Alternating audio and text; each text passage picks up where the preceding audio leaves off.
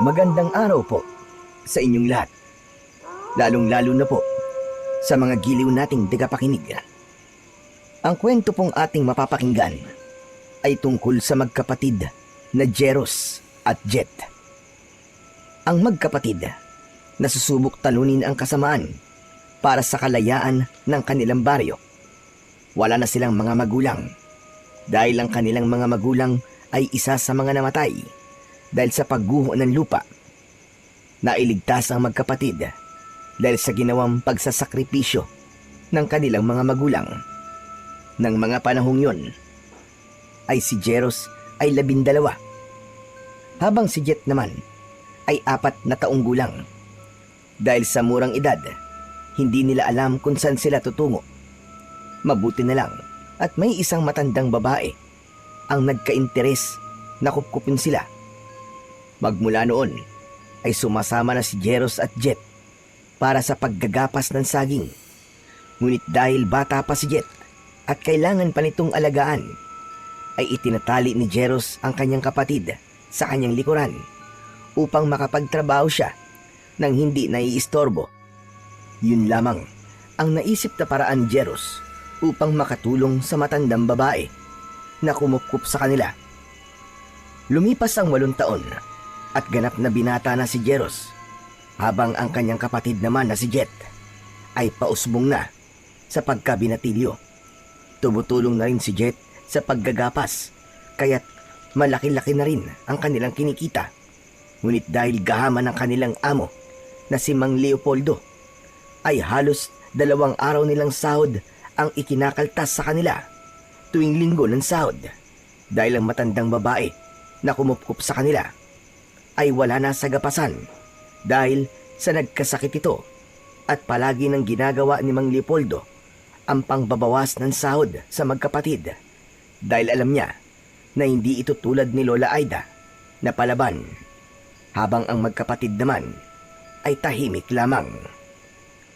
Amo, bakit ganun? Wala naman kaming absent ni Jet ah.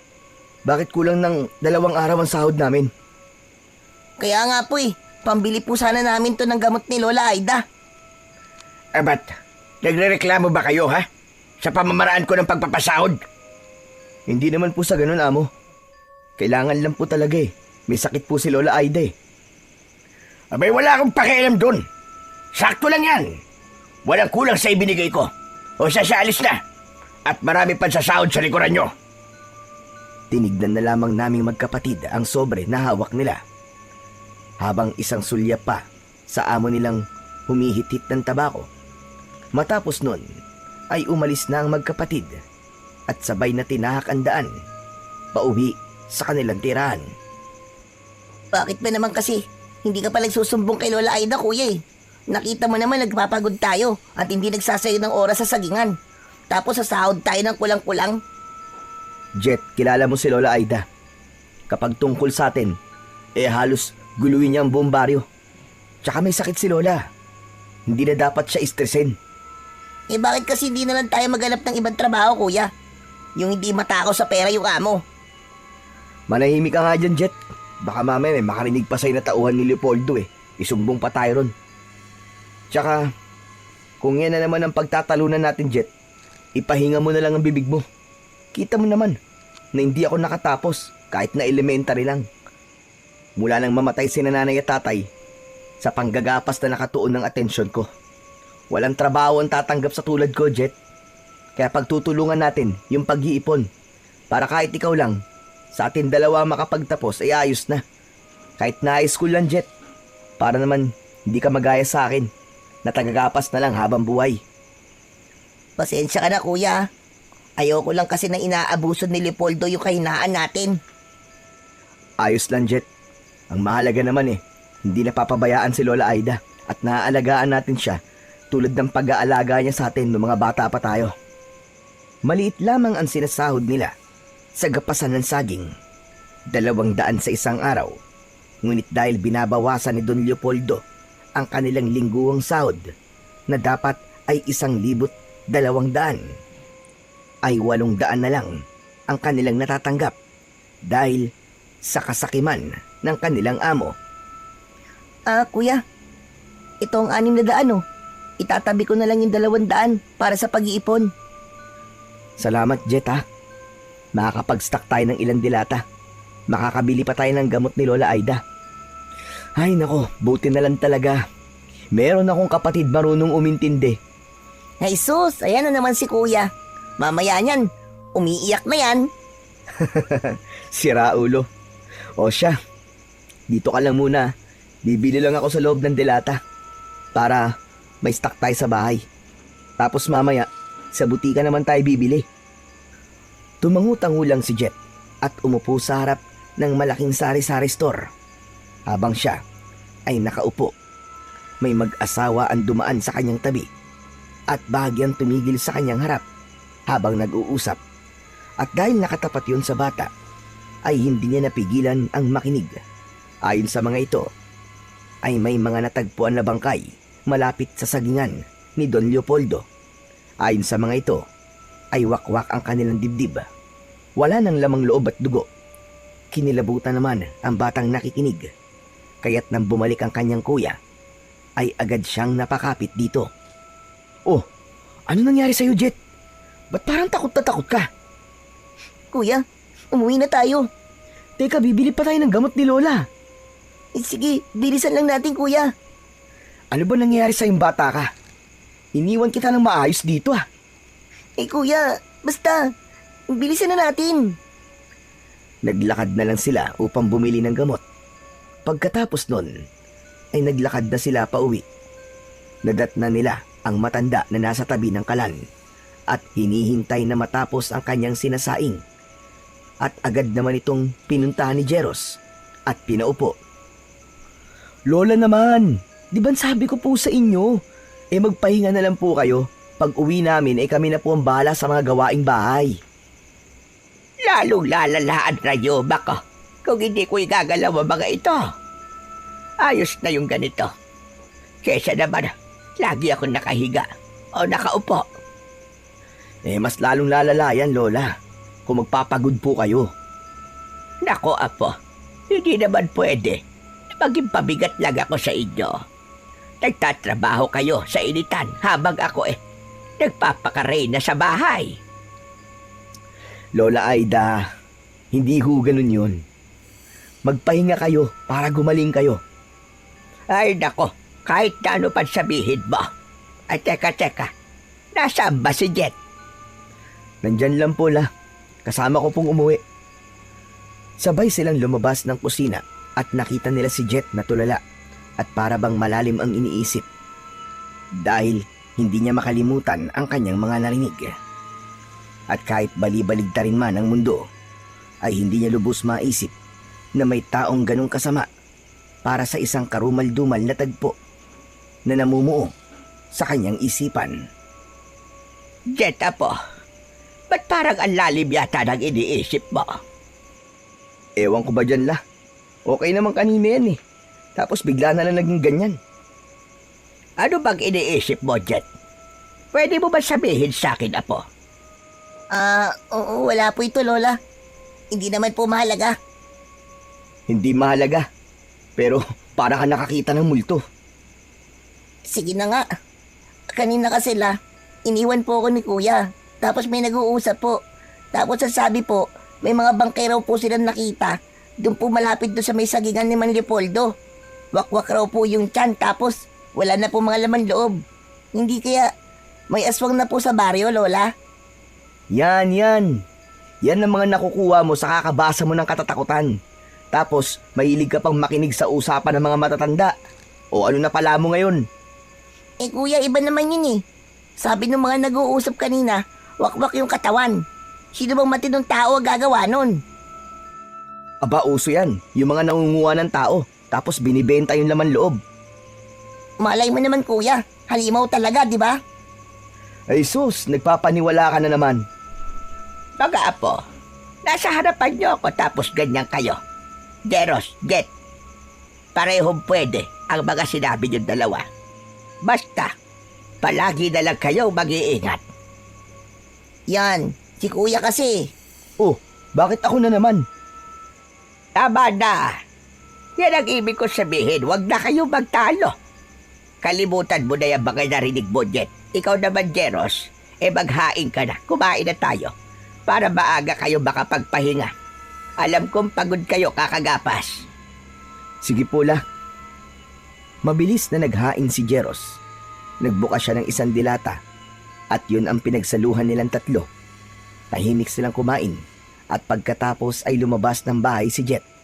Kahit na medyo madilim na ang kapaligiran upang sana ay pumunta sa poso para maglinis ng katawan. Ngunit hindi pa man siya tuluyang nakakalapit sa may poso ay may naaninag na siyang isang malaking itim na nakasabit sa isang tuyong kahoy. Mukha itong paniki, ngunit halata dito ang mata nitong parang sa tao. Malalaki ang pangil at matutulis ang kuko. Nabitiwan ni Jet ang sabon na kanyang hawak at dali-daling tumakbo sa loob ng bahay habang sumisigaw. Ano ba yan, Apo? Ano na namang nangyayari sa'yo? May aswang po, Lola. May aswang po. Ano ba pinagsasasabi mo, Jet? Hanggang ngayon ba hindi mo pa rin makalimutan yung narinig mo? Lola, nakita ko po. Mukha po siyang paniki. Baka paniki lang talaga yon, Jet. Hindi, kuya. Napakalaki niya. Sobrang laki, kuya. Tapos yung mga mata niya, nandidilat. Purong puti. Tapos ang lalaki ng pangil. Grabe naman yung imagination mo, Jet. Na-apply mo na sa mga nakikita mo. Kapag may nakarinig sa inyan, iisipin na babaliw ka na. Lola, kuya, maniwala naman kayo sa akin. Totoo nga. May ebidensya ako. Ali kayo. Ipapakita ko sa inyo. Bumalik sila kung saan nakita ni Jet ang sinasabi niyang aswang. Ngunit pagdating nila doon, ang sabon na lang na nabitiwan ni Jet ang kanilang nakita. Ay nako, pinagtitripan mo ba kami, Jet? Nasaan yung sinasabi mong aswang, Aber? Nandiyan lang yung kanina nakasabit pa nga dyan sa tuyong puno Maniwala ka, Lola. Totoo po talaga yung nakita ko. Baka naman namamalik mata ka lang. Ikaw talaga pinagod mo lang si Lola Tigilan mo na nga yung pag-i-imagine mo, ha? Ang birang bata to. Sige na, maglinis ka na ng katawan mo. Tama ang kuya mo, Apo. Baka nababalik mata ka lang. Sige na, maglinis ka na ng katawan. Babalik na kami sa bahay. Hindi na po. Bukas na lang po pag maliwanag na. Natatakot na po ako Kumamot na lang sa ulo ang nakatatanda niyang kapatid at dinampot ang nahulog na sabon. Pagkatapos ay nagpunas na lamang sila ng katawan at sabay-sabay na pumasok sa kanilang maliit na kwarto. Mabilis silang nakatulog. Kinabukasan, maagang tumayo ang magkapatid. Hindi na nila ginising si Lola Aida.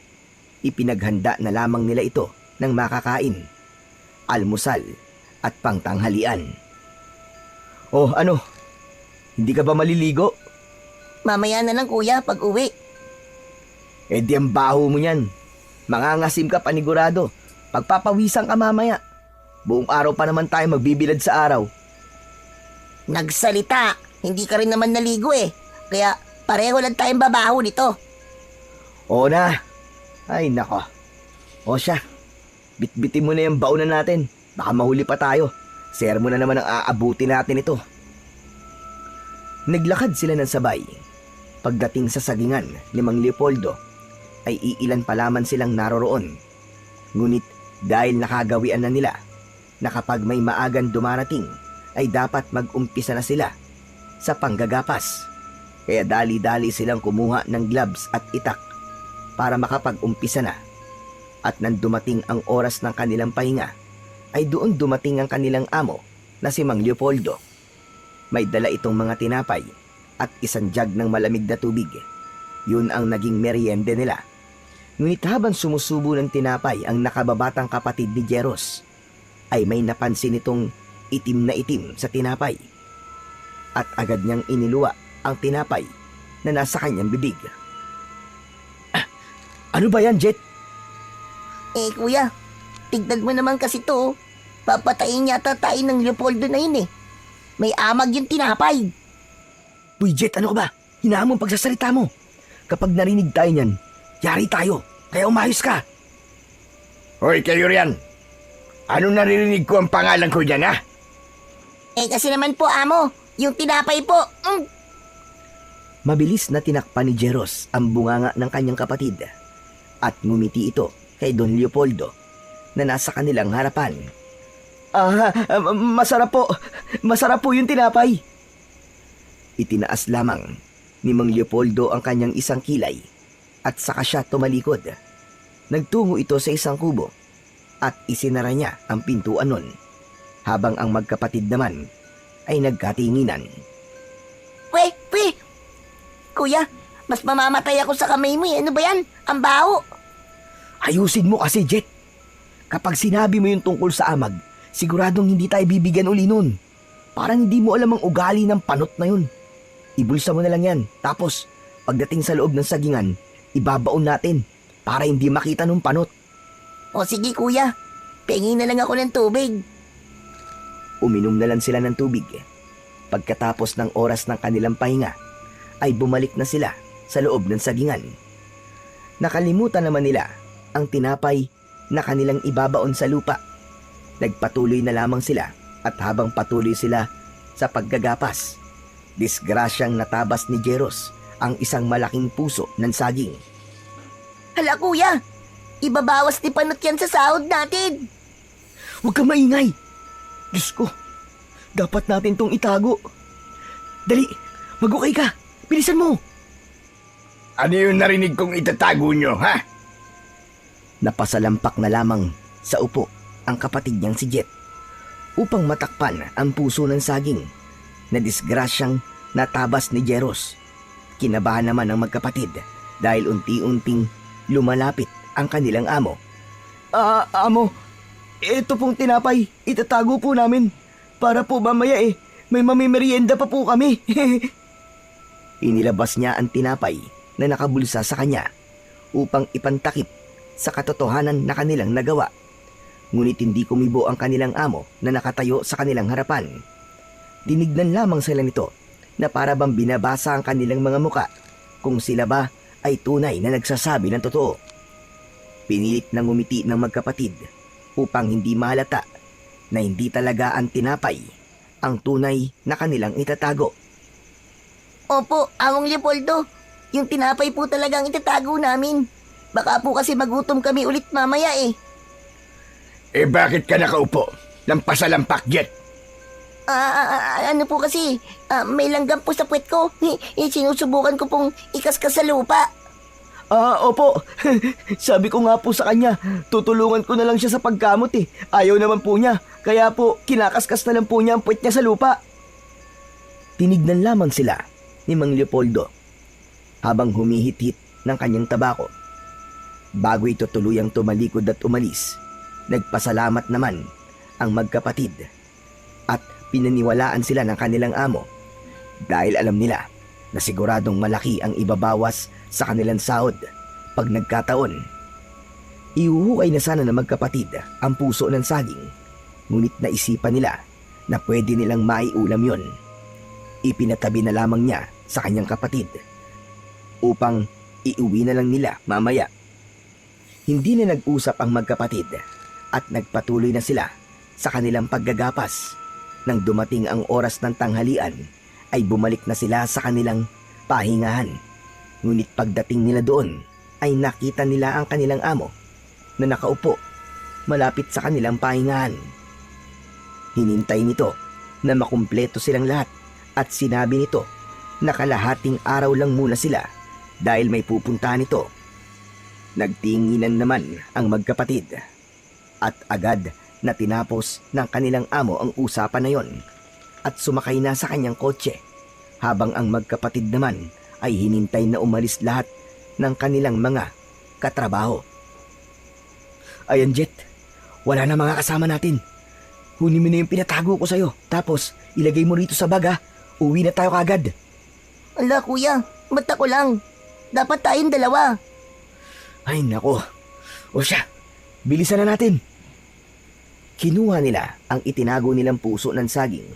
Pagkatapos ay isinilid nila ito sa bag kung saan nakalagay ang kanilang baon at naglakad na lamang sila na para bang walang nangyari.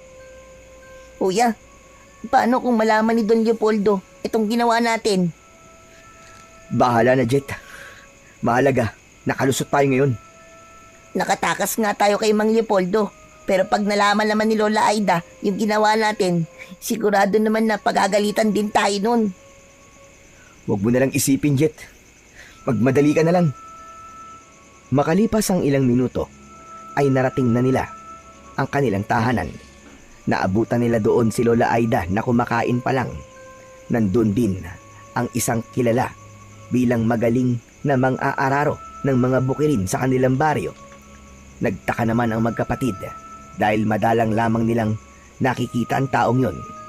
Ngunit sa pagkakataong ito ay nasa kanilang bahay si Mang Elpidio na para bang may hinihintay.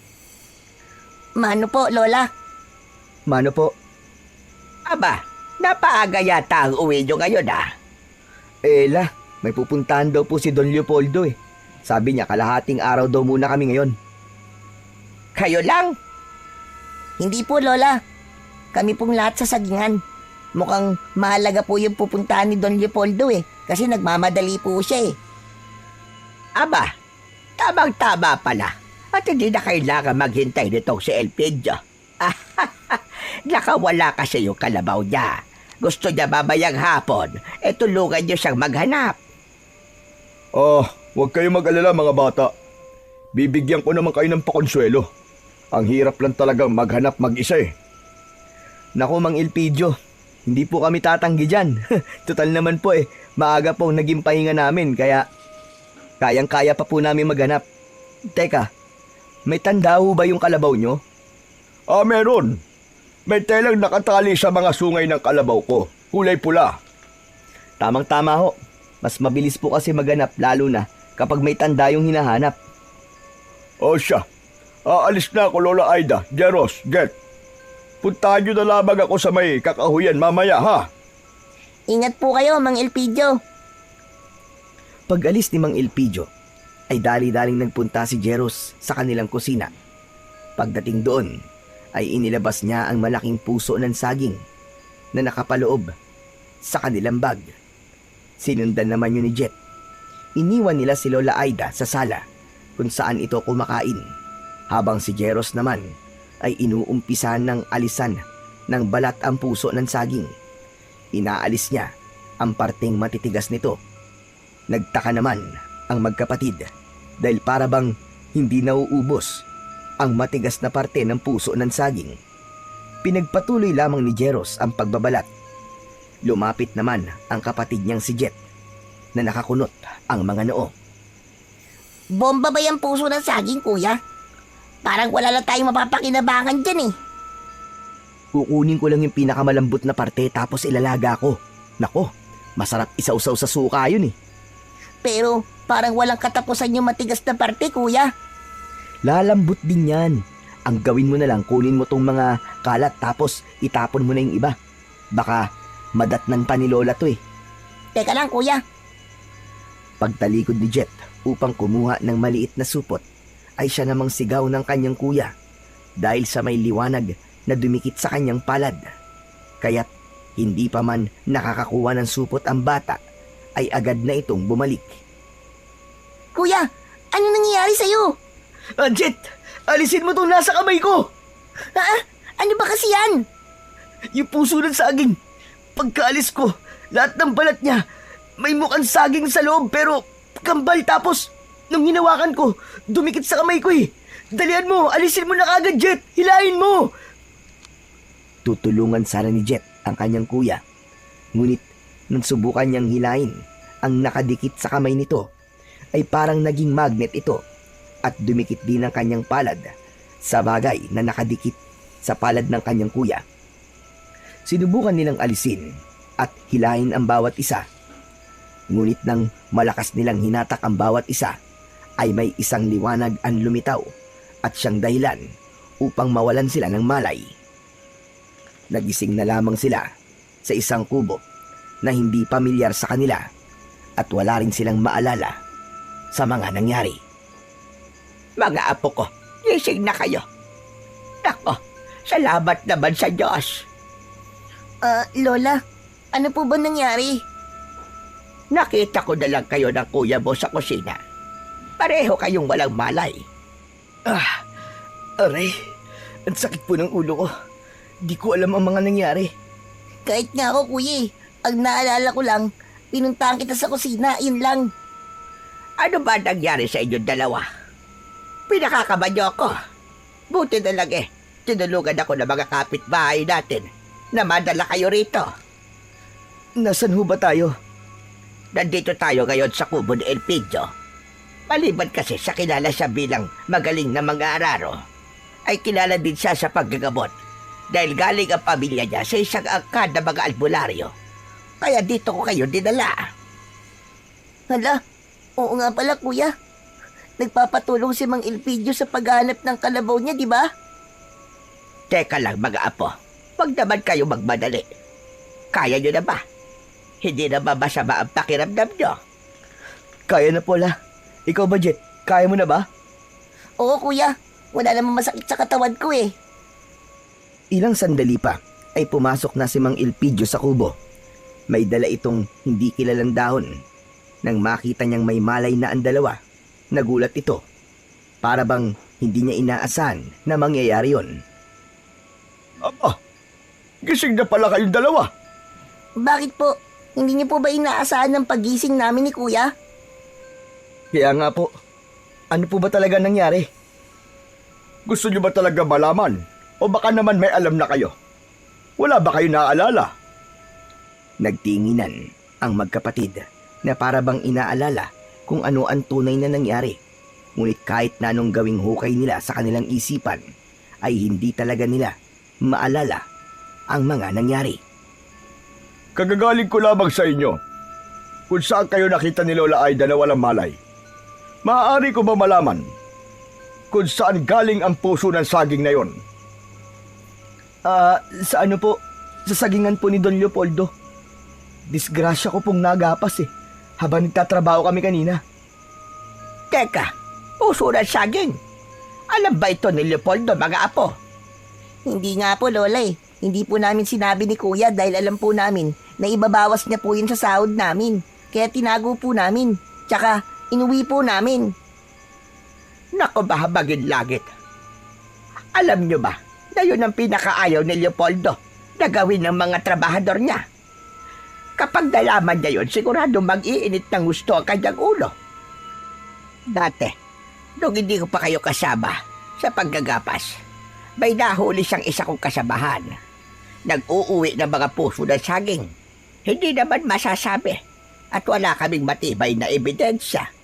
Misteryosong nawala ang taong nag-uuwi ng puso ng saging. Mula ng araw na yon, marami nang natakot na pagnakawan siya. May mga umalis din sa gapasan ng saging dahil sa takot na baka sila ang sunod na mawala. Lola Aida, sandali lang ho. Gusto ko malaman yung dalawa na ang puso ng saging na inyong dinala ay naglalaman ng isang mutya na maaaring matagal na rin na hinahanap ni Leopoldo dahil ayaw niya na may kukuha ng mga puso ng saging. Maaaring kayong dalawa ang pinili ng kambal na mutya. Teka lang ho, Lola. Mang Leopoldo, wala po kami maintindihan Jeros, ang sinasabi ko mutya ay ang dahilan kung bakit nawalan kayo ng malay na magkapatid. Dahil sa oras na may nakakuha nito, hindi lang iisa, kung hindi 2 tao ang kailangan ng mutya para lang mabuo ang kapangyarihan na taglay nito. Marami na sumubok na maghanap ng kambal na mutya ng puso ng saging, ngunit wala sa mga ito ang nagtagumpay. Isa lamang ang ibig sabihin niyan. May nagbabadyang panganib kung kaya't pumili ang mutya ng karapat-dapat. Ano pong ibig sabihin yung panganib, Mang Elpidio? Pasensya na po pero parang wala naman pong katotohanan ng mga sinasabi niyo eh. Tsaka, disgrasya lang po talaga na nagapas ko po yung puso. Kaya paano pong pinili? Hindi lamang disgrasya o nagkataon lang ang bagay na yon. Sigurado ko na kayong magkapatid talaga ang pinili ng kambal na mutya. Siguro, hindi nyo pa maintindihan sa ngayon. Pero sigurado ko sa mga sinasabi ko. Darating din ang oras na malalaman nyo at kayo mismo ang makakasaksi sa kapangyarihan na taglay nito. Hindi na lamang kumibo ang magkapatid, habang ang matanda naman na si Lola Aida ay nag-aalala. Baka sa kanyang muka ang pag-aalinlangan, kaya't iniba na lamang niya ang takbo ng usapan. O siya, kaya nyo naman tumayo. Kaya naman po, La. Tulungan nyo na si Elpidio na maghanap sa kanyang kalabaw. Sige na. Pero la, papalubog na po ang araw eh. Mahanap naman siguro natin yun bago lumubog ang araw, Jet. Sayang yung pakonsuelo na ibibigay ni Mang Elpidio, di ba? Pambili din yun ng gamot ni Lola. Tumango na lamang si Jet sa sinabi ng kanyang kuya, kaya't sabay silang bumaba sa katre at sabay na lumabas, habang si Mang Elpidio naman at Lola Aida ay nagtinginan na para bang nag-uusap ng tahimik.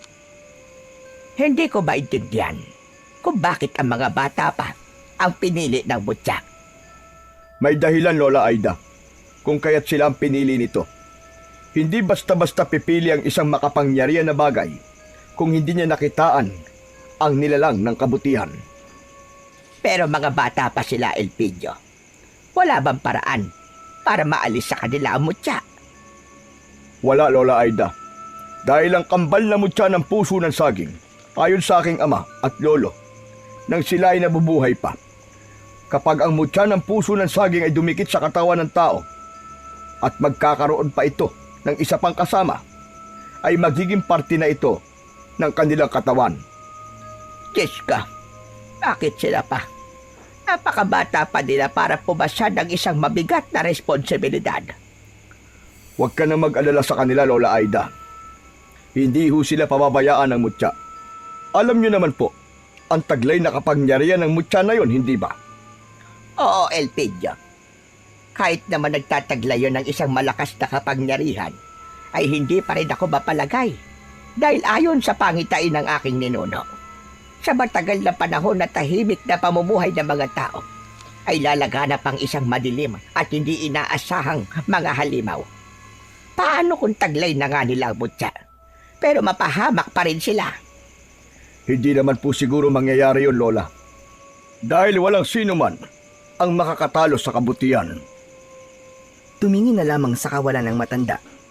Pinipilit na alisin ang pag-aalala sa kanyang puso, habang si Jet at Jeros naman ay patuloy lamang sa paghahanap ng kalabaw na pinapahanap ni Mang Elpidio.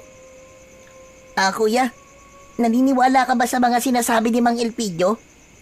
Naku, Jet, kailan mo ba ako nakitang naniwala sa mga ganyan-ganyan? Kuya, para kasing totoo eh. Paano kung hindi? Wala namang masama kung maniniwala tayo, di ba? At saka, hindi ka ba napapaisip na walan tayo ng malay ng sabay? Dala yun ng pagod, o di kaya yung pinakain na tinapay sa atin nung panot nating amo. May mga amag kasi.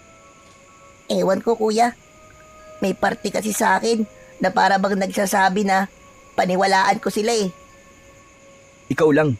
Di naman ako naniniwala sa mga agimat eh. Tsaka sa anting-anting at tsaka mutya. Baka ikaw, mahilig ka magbasa kasi ng mga ganyan-ganyan eh. Ay nako, kuya. Hindi lang naman ako nagsasabi ah. Si Mang Elpidio rin naman ah. Pero sandali lang. Naalala mo ba yung sinabi ni Lola? Ang alin na naman, Jet? Yung yung nahuling nagnakaw ng puso ng saging tapos bigla daw pong nawala.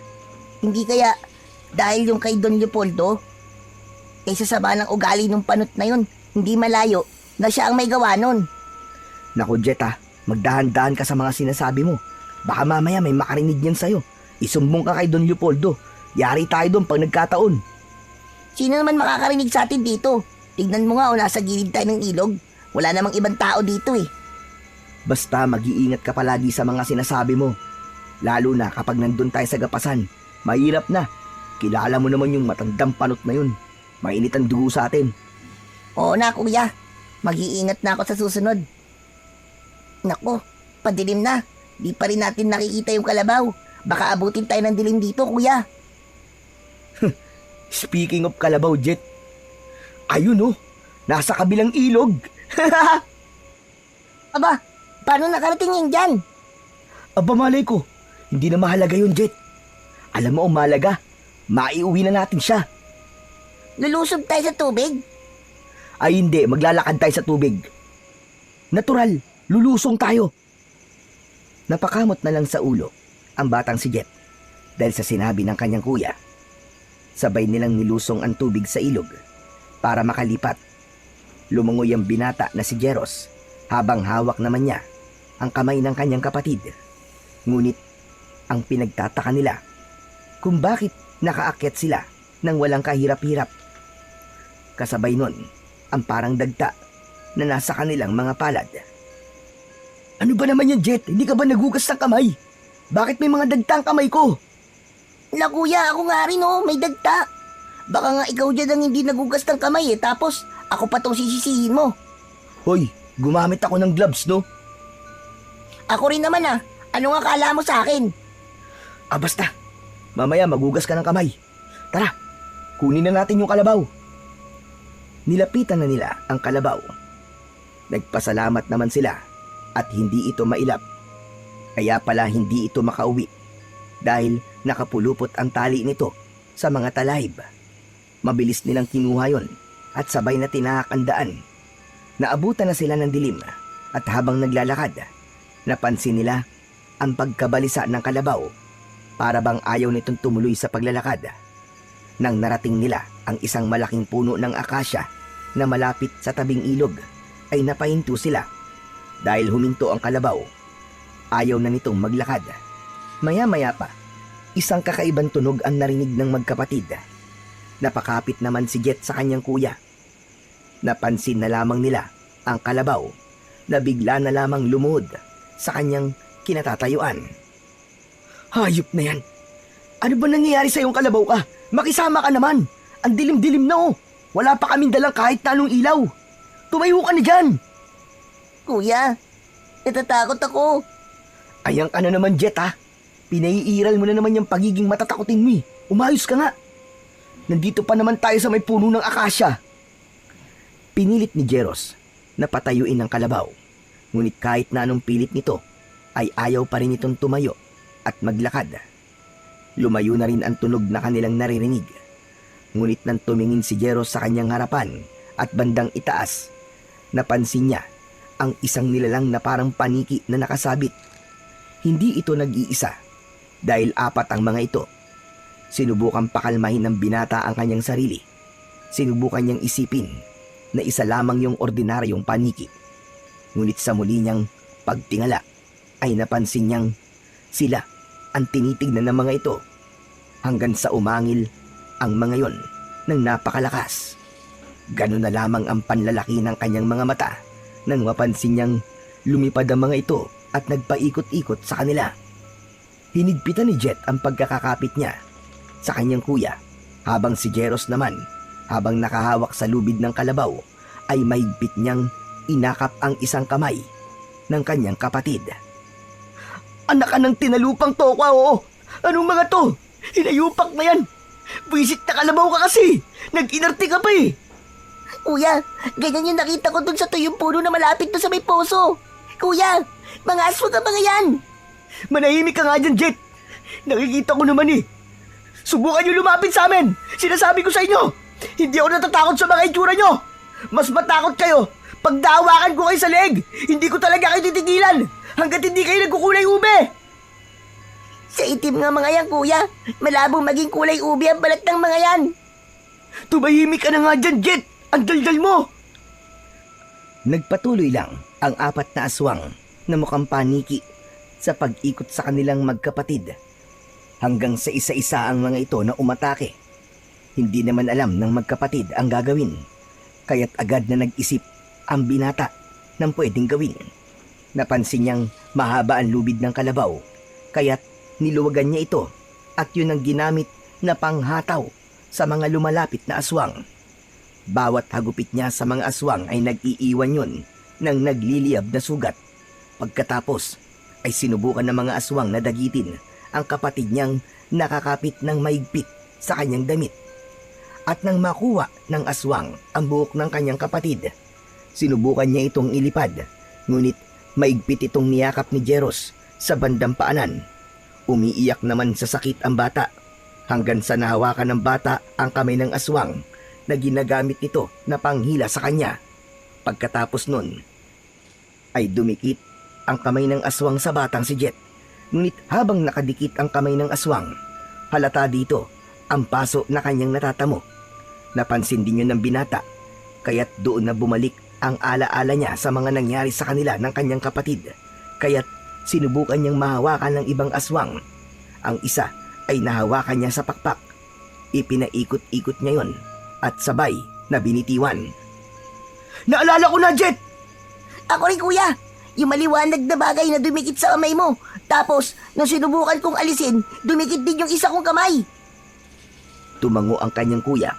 Pagkatapos nun, ang 3 aswang na bumagsak sa lupa ay isa-isa nilang hinawakan sa leeg, dahilan ng kanilang pagkalusaw, habang ang isang aswang naman ay nakatakas. Nang wala ng aswang sa paligid, doon pa lamang tumayo ang kalabaw. Hanep din na kalabaw to. Pinanood lang tayo, tapos tatayo lang para umuwi. Pasalamat ka nga. Hindi ko yung muntik dagitin eh. Ako nga, sakit pa rin ng ulo ko. Kasi, hinila nung aswang yung buko kanina. Pero at least ligtas ka. Grabe, kinabahan ako dun ah. Akala ko, ililipad ka na talaga nung halimaw na paniki na yun eh. O ano, naniniwala ka lang ngayon na may aswang, kuya. Ayaw nyo kasing maniwala sa akin eh. Di ba nga, sabi nila, hindi nagsisinungaling ang bata. Ngayon napatunayan ko yun. Kita mo yung umatake sa atin kanina? Mga aswang yun. Nakikita ko sila sa mga binabasa ko. Oo na. Halika na, umuwi na tayo. Baka nag-aalala na sa atin si Lola. Pinasakay ni Jeros ang kanyang kapatid sa kalabaw. At habang hinihila niya ang kalabaw, hindi matanggal sa isip niya ang itsura ng mga nilalang na umatake sa kanila. Habang inaalala naman ang kapatid na masakit pa rin ang anit dahil sa ginawang paghila sa kanya ng aswang. Malapit na tayo sa tulay, Jet. Hindi ka pa ba nagugutom? Hindi pa, kuya. Ang nararamdaman ko lang ngayon yung anit ko. Ang sakit nung ginawang paghila sa akin nung hayop na aswang na yun. Hayaan mo, Jet, pag uwi sa bahay, lalagyan ko yan ng langis ni Lola. Hihilutin ko. Hindi man masabi ni Jeros, pero halata rito ang pag-aalala at pagmamahal niya sa kapatid niya. Alam niya kasi na ito na lamang at si Lola Aida ang meron siya. Kahit na madalas niyang pagalitan ito, hindi pa rin maalis sa kanya ang pagmamahal para sa kapatid. Makalipas ang kalahating oras na paglalakad, ay nakarating na sila sa kubo ni Mang Elpidio. Ngunit wala silang naabutan na tao roon. Itinali na lamang nila ang kalabaw sa isang puno ng alatiris at tinahak ang daan pauwi. Nagtaka naman sila sa kakaibang dilim sa bawat bahay. May tahimik at may mga bahay din na nadadaanan sila na para bang may umiiyak. Kaya kinabahan na ang binata at binilisan ang paglalakad. Kuya, sandali lang naman. Bakit na naman, Jet? Ang sakit na ng mga paa ko eh. Ay nako, hindi ka naman naglakad ng matagal ah. Ang apdi, kuya eh. Nilapitan niya ang kanyang kapatid at hindi niya napansin ang galos na meron ito. Doon pa lang naalala ng binata na siya ang may gawa ng bagay na yon dahil sa pagkakayakap niya sa bandang paanan ng kanyang kapatid upang hindi ito matangay ng aswang. Dahil doon, hindi niya sinasadyang nagalusan ng kanyang kapatid. Kaya't bumalot ang kanyang awa para dito. Kaya't pinunasan na lamang niya ito pauwi sa kanilang munting tahanan. Salamat, kuya. Kasi hindi mo ako hinayaan na makuha ng mga aswang na yun. Wala yon. Kahit naman sinong kuya ang nasa kalagayan ko, pag nakita nilang tatangayin yung kapatid nila ng mabangis na halimaw, gagawin din yung ginawa ko. Pero salamat pa rin, kuya. Kasi kahit nakakala ko nun, dahil palagi mo akong pinagagalitan, akala ko di mo ako mahal.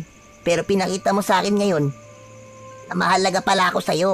Kasi di mo ako hinayaan na madagit ako nung aswang. Habang nakapasan ang nakababata niyang kapatid, ay naramdaman niya ang paghigpit ng kapit nito sa kanya, na ang ibig sabihin ay niyayakap siya nito, habang napapangiti naman ang binatang si Jeros. Nang makarating sila sa kanilang tahanan, naabutan nila doon ang walang malay na si Lola Aida. Nasa sala ito, habang si Mang Elpidio naman ay nasa tabing upuan. Mang Elpidio, ano po nangyari kay Lola? Diyos ko, salamat naman at ligtas kayong nakauwi. Kanina kasi, may mga halimaw na umatake sa baryo. Ang daming nakuha at halos mga bata. Dahil sa pag-aalala sa inyo ni Lola Aida, ayan, nawalan siya ng malay. Hindi naman kami inatake dahil naamoy yata ng mga aswang na wala kaming kasamang mga bata. Habang naglalakad po kami papauwi, Mang Elpidio, may umatake din po sa amin. Sinubukan po nila akong tangayin. Pero hindi po hinayaan ni Kuya yun. Ang nakapagtataka lang po, nasusunog po sila sa bawat hawak namin sa kanila. Ngayon ba, ay naniniwala na kayo na kayo nga ang nakakuha ng kambal na mutya? Ang ibig sabihin lang ng pagpili sa inyo ng mutya ay kayo ang lalaban sa mga halimaw na maaaring sumugod ulit dito anumang sandali. Teka lang po, Mang Elpidio. Bakit kami naman po magkapatid ang napili? Dahil karapat-dapat kayo. Dahil may nakita sa inyo ang mutya na hindi niya nakikita sa iba.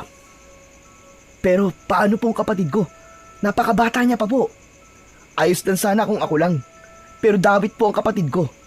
Di po pwedeng may mangyaring masama sa kanya. Dahil sila na lang po meron ako. Pinili kayong pareho, Jeros. Dahil nakita ng mutya na kaya nyo. Bilang kambal na mutya, kailangan dalawa kayo upang mas malakas ang kapangyarihan na tataglayin ninyo.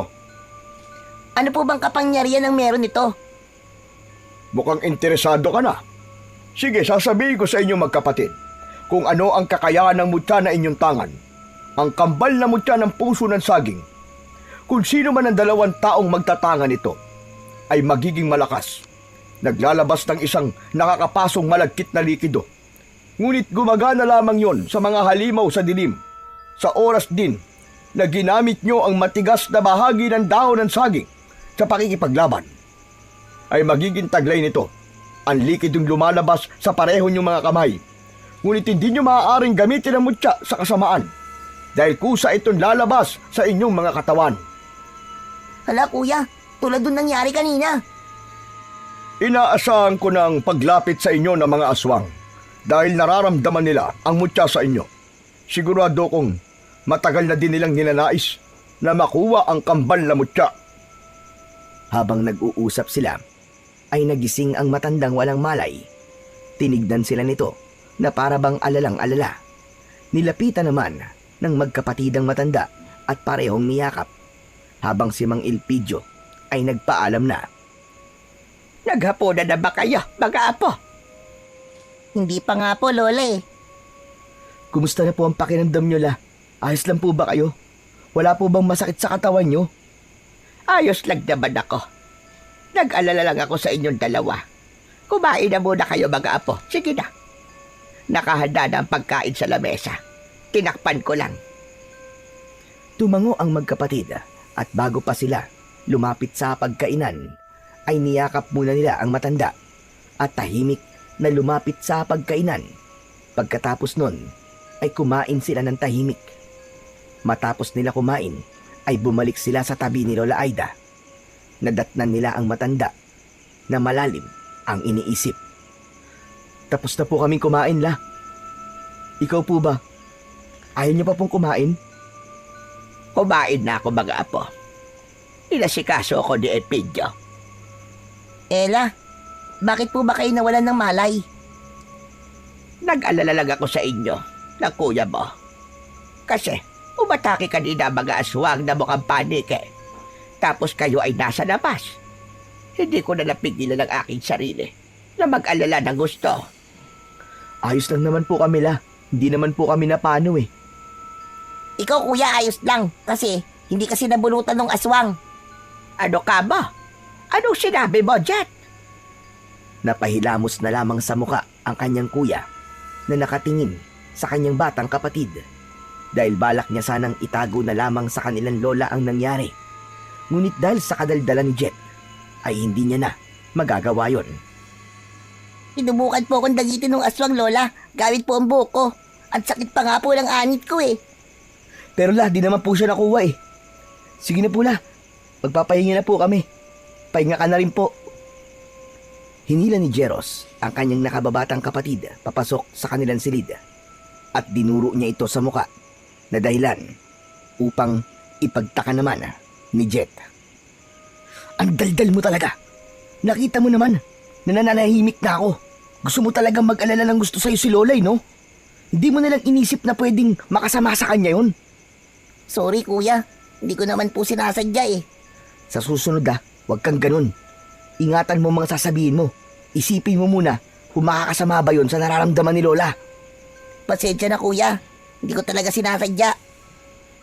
Niyakap ni Jet ang kanyang kuya at naluwa ito. Ganon din ang ginawa ng binata dahil hindi ito sanay na nakikitang umiiyak ang kanyang kapatid. Pinahiga niya na ito para magpahinga. Mabilis naman na nakatulog ang bata habang si Jeros naman ay nakaupo at nakatingin sa may labas ng bintana. Iniisip niya ang bigat ng responsibilidad na kanilang pasan-pasan at damay pa roon ang kanyang nakababatang kapatid. Iniisip niya na kapag napahamak ang kanyang kapatid ay siguradong hindi siya mapapatawad ng kanyang mga magulang. Isa pat, bago tuluyang humiga, ay sinulyapan niya muna ang kapatid niyang maimbing sa pagtulog. Matapos niya itong sulyapan, ay tuluyan na siyang humiga at ipinikit na niya ang kanyang mga mata. Kinabukasan, naunang nagising ang matanda at ginising ang dalawa upang magtrabaho. Agad naman silang tumayo at nakita nila sa orasan na malapit na silang mahuli sa trabaho, kaya't hindi na sila nakapaghanda ng kanilang mga babaunin.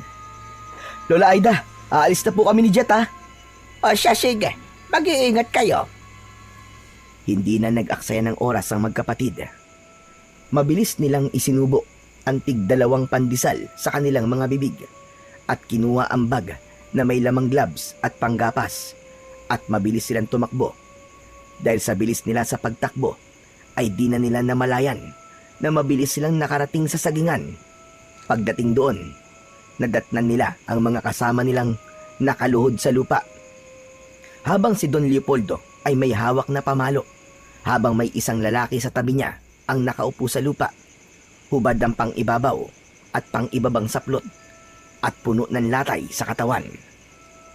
Buti naman at nandito na kayo. Lumuhod kayo at uulitin ko para sa inyo ang bagay na ayaw ko na ginawa ng hinayupak na lalaking ito. Dali-daling lumuhod ang magkapatid at nakaharap sa kanilang amo na nanggagalaiti pa rin sa galit. Hindi naman nila alam ang dahilan kung bakit gano'n na lamang kaaga ang galit ng kanilang amo. Nakikita niyo ba ang taong nasa aking harapan? Ang taong ito ay nahuli ng aking mga nagbabantay na nagdanakaw ng puso ng saging sa aking sagingan. Hindi pa siya nakontento at ipinagbibili pa niya ang mga ito. Ang ayoko sa lahat, ang pinagdanakawan ako, lalo na ng puso ng saging. Pinakamaigpit kong ipinagbabawal ang bagay na yon. Di bali sanang saging na lamang ang kanyang kinuha, pero hindi ang mismong puso pa. Matapos niyang magsalita, ay hinagupit niya muli ang lalaking halos mahimatay na dahil sa sakit na nararamdaman nito. Napapikit na lamang ang magkapatid habang awang-awa sa lalaking sinasaktan ni Don Leopoldo. Maigpit niyang hinawakan ang mga kamay ng kanyang kapatid upang pigilan ang kanyang sarili na tumayo at ipaglaban ang taong halos mapatay na ni Don Leopoldo. Kakahagupit sa katawan nito habang sinasabi ng kanyang utak na sino ba naman ang taong hindi gagawa ng ganon kung halos hingin mo na lamang ang aming mga pagod. Hindi mo buo na ibinibigay ang aming mga sahod at halos kainin mo na ang pera dahil sa iyong kasakiman. Natakot naman ang kanyang nakababatang kapatid at napayakap ito ng maigpit sa kanyang braso habang si Don Leopoldo ay patuloy na hinahagupit ang lalaking puno na ng latay sa katawan hanggang nawalan na ito ng malay at bahagya yon na sinipa ni Don Leopoldo. Hinayupak ka! Huwag kang magkunwari! Bumangon ka riyan at ipakita mo sa akin ang tapang mo, tulad ng katapangan mo magnakaw at suwayin ang aking mga pinagbabawal.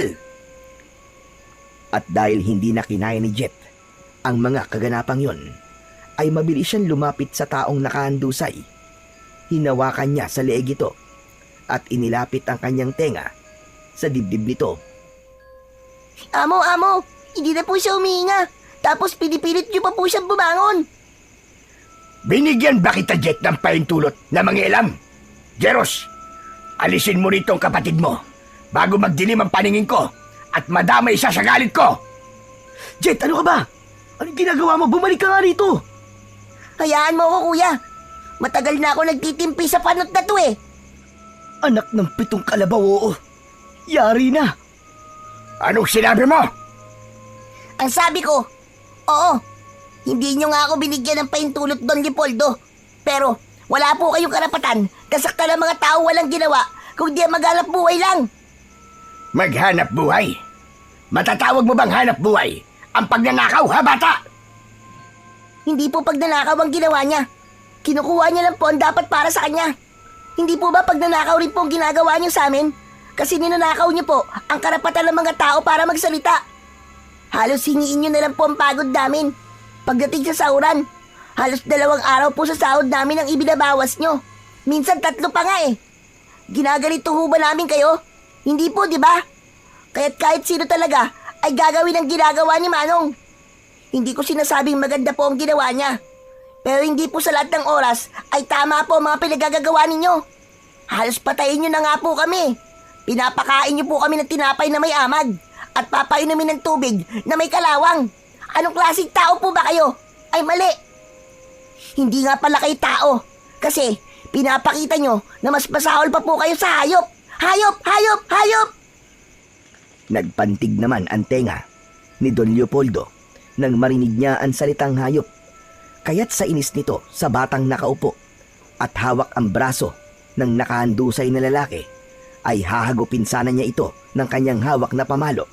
Ngunit agad itong nahawakan ng binatang si Jeros. Don Leopoldo, yan po ang wag na wag niyong gagawin sa kapatid ko. Dahil kahit mas matanda po kay sa akin, kapag sinubukan yung pagbuhatan ng kamay ang kapatid ko, ay magkakasubukan po tayo rito. Yan ang pakakatandaan nyo. Aba, sinusubukan niyo ba ako magkapatid? Hindi niyo pa ako lubusang kilala.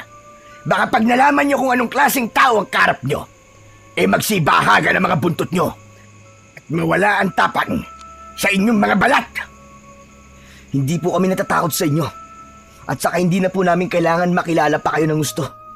Sapat na po na nakita na namin kung gaano kasama ang pag-uugali ninyo.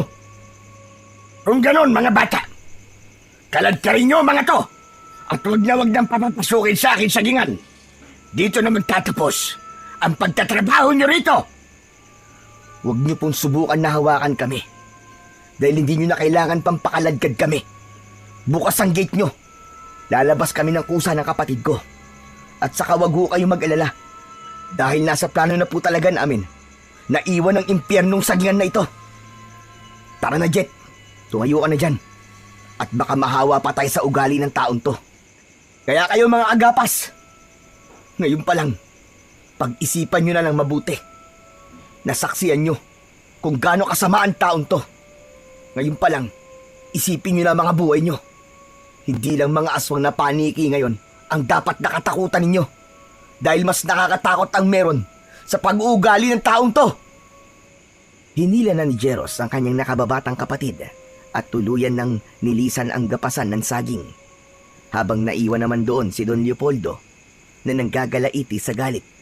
Literal na hindi na mabasa ang kanyang itsura at isang bagay lang ang siyang pumasok sa kanyang isipan. Jet, ba't mo naman kasi ginawa yun? Nakita mo naman, kuya, di ba? Napatay niya na yung tao. Kailangan nating isumbong yun sa barangay. Huwag na tayong mangialam, Jet. Tama na yung ginawa nating pagsagot-sagot kay... Kanino? Kay Panot? Sira ulo ka talaga. Pero alam mo, Jet, nung nagsalita ka kanina, aba, para ako nabunutan ng tinik sa puso. Tapos, nung naglabas din ako ng sama ng loob, parang guminhawa ang pakiramdam ko. Ganun pala ang pakiramdam, Jet. Pag nailalabas mo yung masasamang nararamdaman mo sa taong nagpapakita sa'yo ng di maganda. Ganon din yung naramdaman ko, kuya. Pero, di ko pa rin maisip kung bakit naging ganun kasama si Don Leopoldo. Di ba? Nung nandun pa si Lola hindi naman siya ganun kalupit. Di ko rin alam, Jet. Wag na yan ang isipin mo. Hindi dapat inaalala ang mga ganong tao. Alam mo ang dapat na alalahanin natin? Ano, kuya? Kung anong ipapaliwanag natin kay Lola Aida. Paano na tayo ngayon? Di sabihin natin kay Lola yung totoo kung gaano talaga kasama ang ugali ng panot na yun. At saka, kuya, wala naman mali sa ginawa natin. Mas maganda nga na umalis na tayo doon kasi kung di pa tayo umalis doon, baka malaman niya ang ginawa natin. Oo nga no. Tama ka. Mahirap na. Baka gawin din niya sa atin yung ginawa niya kay Manong. Pero ang iniisip ko, kung paano tayo ngayon. Paano tayo? Wala na akong perang nakatago. Hindi muna ako mag-aaral sa susunod na pasukan. Gamitin na muna natin yung naipon ko. Sa tingin ko, kuya, malaki-laki na rin yun kasi halos mapuno ko na ng barya at tig-100 yung kawayan kong alkansya. Pero, yun na nga paano ang pag-aaral mo? Tsaka na yung kuya. Tapos, kapag may sobra sa ipon ko, di magtayo tayo ng maliit na negosyo, tapos mag-umpisa ulit tayo. Pero dapat yung negosyo natin yung papatok sa mga tao. Ay, ewan, di ko na alam ang gagawin ko, Jet. Di ko alam kung gagana ba yung naiisip mo, pero bahala na. Wala namang masamang subukan Nagpatuloy na sila sa paglalakad. Pauwi sa kanilang bahay. Nadatnan nila doon ang matanda na nakaupo sa kanyang maliit na duyan. Nagbabasa ito ng dyaryo. Nagtaka naman ito nang mapansin ang magkapatid na nakatayo sa kanyang harapan. Aba, Jet, Geros, bakit umuwi kayo? Wala na ho, La. Teka, ano bang wala na? Wala na po kaming trabaho, La. Umalis na po kami kay Don Leopoldo. Aba, biglaan naman yata yan mga apo. Bakit?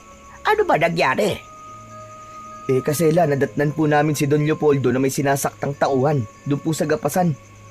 Mukhang napatay niya nga po yung tao Ano? Ano ba pinagsasasabi niyo? Naabutan na lang po namin na ganun po yung sitwasyon, La. Dahil po sa nagnakaw daw yung tao ng puso ng saging. Binenta raw po yun ni Manong. Pero sabi niyo napatay niya, di ba? Opo, La. Nakita po namin na humandusay na po yung tao sa lupa. Baka naman nawalan lang na balay. Hindi po, La. Nilapitan po ni Jet yung tao Pinulsuhan po niya at pinakiramdaman ng puso. Hindi na po humihinga yung tao, La. Diyos ko, bakit kayo nangialam? Bakit po, Lola? May mali po ba sa ginawa namin? Nakapatay na po siya ng tao. Diyos mio, mga apo, hindi niyo dapat ginawa yon. Hindi niyo dapat pinakialaman ang mga ginagawa niya. Hindi niyo alam ang mga kaya niyang gawin. Alam ho namin, La. Kaya niyang pumatay ng tao, pero La, walang masama sa ipaglaban namin ng tama. Dahil nagawa lang po yun ng taong yun. Dahil hindi siya maayos magpasahod Laging kulang po ang binibigay niya. Hindi lang yun, La. Halos patayin niya po lahat ng tao. Papakainin niya kami na may amag na tinapay at pinapainom niya po kami ng tubig na may kalawang. Pero sana, hindi na kayo nakialam pa. Dapat umalis na lamang kayo at pinabayaan siya. Dahil kahit noon pa, ay ganun na talaga ang taong yon. Nang minsang ninakawan siya, misteryosong nawala ang taong yon. Kaya nakakatakot para sa inyo. Diyos ko, madali kayo mga apo. Magligpit kayo ng mga kagamitan nyo. Aalis na tayo rito. Teka, La. Bakit po ba takot na takot kayo? La, hindi po ako natatakot sa kanya. Kung may sasaktan po siya na isa sa inyo ni Jet, ay ako ang makakalaban niya. Sisiguraduhin kong hindi niya gugustuhin na saktan ng isa sa inyo. Dahil tahimik lang ako, La. Pero hindi ko pa pinapakita ang ugali ko pag nagalit ako. At saka, La, hindi ba siya natatakot na baka makulong siya dahil sa mga ginagawa niya? Hindi uso kay Leopoldo ang matakot sa mga parak. Mga apo, nakikiusap ako sa inyo. Umalis na lamang tayo rito. Hindi, La. Kung ano man ang masamang gagawin sa atin ng panot na yun, haharapin natin. Hindi ako natatakot sa kasamaan ng ugali niya. Pumasok na lamang sa kanilang silid si Jeros. Sabay nun ang paghila niya sa kamay ng kanyang nakababatang kapatid. Hindi sila lumabas ng bahay para kumain. Maghapon lamang sila na nasa loob ng kanilang kwarto at binibilang ang ipon ni Jet. Tuwang-tuwa naman sila dahil sa dami ng ipon nito. Ngunit maya-maya pa ay narinig nila ang kanilang lola na may kausap sa labas. Dala ng kuryosidad ay lumabas sila upang tignan ang taong nasa labas. Pagdating doon, nadatnan nila si Don Leopoldo na nakaupo sa kanilang sala. Nakangiti ito sa kanila. Bakit ka napadaan dito, Don Leopoldo? Lola Aida, nandito ko para humingi ng pasensya sa mga apo mo. Tanggap ko ang pagkakamali ko. At siguro, nakarating na rin sa inyo yung taong pinagmalupitan ko. Huwag kayong mag-alala at maayos na ang lagay niya. Nagpapagaling na lamang siya sa ospital at kasama niya ang pamilya niya. Binigyan ko na rin siya ng malaking halaga para hindi siya kagad bumalik sa trabaho at atupagin na muna niya ang pagpapagaling niya. Diretsuin niyo na po kami. Ano po ba talagang sadya niyo? Gusto kong bumalik na kayo sa gapasan ng sagingan ko. Malaking kawalan kasi kayo kung aalis kayo. Dahil kayo lamang ang pinakamasipag sa gapasan. Pinapangako ko na hindi na ako kulang na magpapasahod. At para sa inyong dalawa, daragdagan ko pa ang sahod nyo. Doble sa isang araw. Hindi na po. May naipon na po kami ni Kuya. Magninegosyo na lang po kami. Oo, Don Leopoldo. Hindi na po kami babalik doon. At saka, maging mabuti na lang po kayo sa mga tauhan nyo para hindi po nila kayo iiwan. Kung wala na po kayong ibang sasabihin, pwede na po kayong umalis. Nawala ang pagkakangiti ni Don Leopoldo sa sinabi ni Jet at Jeros. Kaya hindi na ito nagsalita. Tumayo na ito sa kanyang pinag-uupuan at tinignan ng binata at ang bata, pati na rin si Lola Aida. Saka mabilis na lumabas sa kanilang bahay na walang anumang iniwan na salita. Buo na ba talaga ang desisyon nyo, mga apo? Opo, La. Malaki-laki na rin po ang naipon namin ni Kuya. Magdinegosyo na lang po tayo. Saka Lola, may tira pa po yung ipon namin para sa pag-aaral ko sa susunod na pasukan. Kung ganon, ay maganda nga yan, apo. Pero sigurado na pa talaga kayo. Opo, La. Sigurado na po kami. Hindi na nagsalita pa si Lola Aida. At dahil naman sa saya ng magkapatid, ay kumuha sila ng halagang 500 sa kanilang ipon at nagpunta sa bayan upang bumili ng isang buong manok na luto na. Pagdating sa bahay, ay agad na nagsaing si Jet habang sa labas ay tuluyan ng dumidilim nang biglang may pagkatok na naman sa kanilang pintuan. Pinagbuksan yun ni Lola Aida habang ang magkapatid naman ay nasa kusina at nag-aasikaso ng hapagkainan. Madalang lamang yon dahil sa loob ng 1 taon, ilang beses lamang sila tumitikim ng masasarap na ulam. Lumabas ng kusina ang binata upang tignan kung sino ang taong pinagbuksan ni Lola Aida. Oh, Mang Elpidio, nandyan po pala kayo. Tamang-tama po, naghahanda po kami ng pagkain. Madalang ho ito, kaya't sabayan niyo na po kami. Nako, paano ba yan? Busog pa naman ako. Pero nakakahiya naman na tumanggi sa grasya. Nandito nga pala ako para kumustahin kayo ni Lola Aida. Nako, ayos naman ako, Elpidio. Salamat sa pag-aalala. Halika, umupo ka na muna din eh.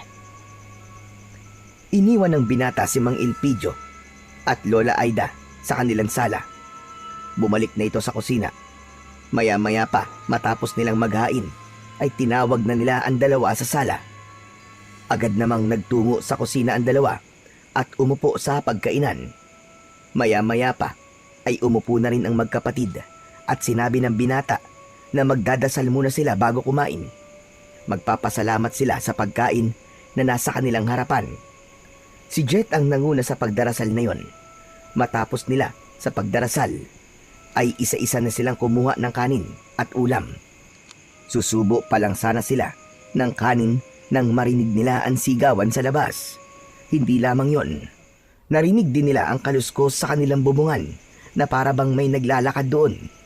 Napatigil sila habang si Mang Elpidio naman ay napatayo. Mga aswang, sumasalakay na naman sila. Nanggugulo na naman sila sa baryo. Naamoy yata nila na may bata sa loob ng bahay, kaya't pati rito ay gusto nilang pumasok. Napakapit naman si Jet sa kanyang kuya nang marinig ang sinabing yun ni Mang Elpidio, habang si Lola Aida naman ay halata na sa kanyang muka ang takot. Madaling pumasok si Jeros sa kanilang silid. Isinara niya ang mga bintana, ganoon na rin sa labas at kanilang kusina. Pinapasok niya si Lola Aida sa kanilang silid habang itinayo naman niya ang papag na naroon upang iharang sa bintana. Naglatag naman siya ng banig upang doon paupuin ang matanda, habang ang kapatid naman niya ay sinamahan si Lola Aida. Isinara niya ang mga pinto at kumuha ng itak, habang ganun din ang ginawa ni Mang Elpidio. Inabangan nilang pumasok ang aswang sa kanilang bahay. Habang inaabangan yon, ay kumuha ng isang dakot na asin si Jeros. Maya-maya pa ay tumahimik na ang kumakaluskos sa itaas ng bubong. Akala nila ay tuluyan ng umalis ang nilalang na naroroon. Ngunit nang akma na sanang lalakad ang binata, ay biglang nasira ang bubong ng kanilang sala.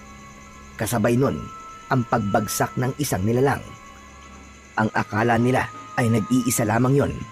Ngunit dahil sa sira ng bubong, ay isa-isa nang pumasok ang mga magkakamukhang nilalang. Mga hayop kayo! May pintuan naman! Sinira niyo pa ang bubungan! Umangil ang mga aswang at sabay-sabay silang umatake sa nakatayong si Mang Elpidio at Jeros.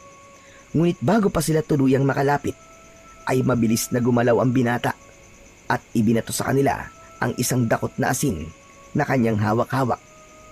Hindi na rin niya napansin ang maladagdang likido na dumadaloy at lumalabas sa kanyang palad. Bumalot ito ng gusto sa itak na kanyang hawak. Kaya nang muling umatake ang mga aswang na kanilang nasa harapan, ay agad nila itong pinagtatataga.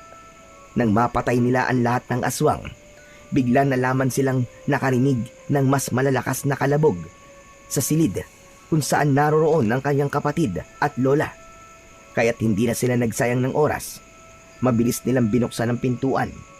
Nakita nila doon na hinihila ng isang aswang si Lola Aida palabas ng bintanang winasak ng mga aswang. Dahil hindi pa alam gamitin ni Jet ang kanyang kapangyarihan na taglay, ay hindi niya alam ang kanyang gagawin. Kaya't nang hawakan ni Jeros ang aswang na papaalis, dala-dala ang matanda, ay ginaya niya ito. Kaya hindi nila maintindihan pareho kung bakit nagliyab ang aswang nang sabay nila itong hawakan. Jeros! Jet! Sabay niyong hawakan ng mga aswang! Mas mabisa ang kambal na mutya na inyong taglay kapag magkasama kayong lalaban! Naiintindihan ko na po ngayon, Mang Elpidio! Ako rin po, kuya. Kaya pala may lumalabas na maladagta sa mga kamay ko. Dahil sa mutya pala yun. Mang Elpidio, sige po. Kunin niyo po si Lola. Kami na po ang bahala sa mga aswang. Mabilis na tumakbo si Mang Elpidio at inalalayan ang matandang nabitiwan ng aswang na napatay ng magkapatid. Habang inilalayo ni Mang Elpidio si Lola Aida, may isang mas malaking aswang na mukhang paniki ang siyang humarang sa kanilang daraanan. Kaya't agad silang nilapitan ng magkapatid. Nawala pa ring tigil ang paglabas ng maladagta na likido sa kanilang mga palad. Tinignan lamang sila ng malaking aswang at ngumisi. Hindi ito nagsalita at gamit lang ang senyas ay nagawa niyang ipag-utos sa ibang aswang na kunin ang 2 taong pinoprotektahan ng magkapatid. Mabilis yun na sinunod ng mga aswang. At dahil marami silang hindi alam sa kanilang kapangyarihan, ay hindi nila nagawang maitaboy ang mga aswang na kukuha kay Mang Elpidio at Lola Aida. Kaya nang makuha nila ang 2 tao, ay inilipad nila ito at ngumiti sa kanila ang malaking aswang. Kitang-kita dito ang dilaw nitong matatalim na ngipin. Pagkatapos nun ay tumalikod na ito at lumipad. Sumunod ito sa ibang aswang na dala-dala sila Lola Aida at Mang Elpidio. Humahangos naman si Jeros upang lapitan ang kanyang kapatid. Jet! Jet! Ano? Ayos ka lang ba? Ayos lang ako, kuya.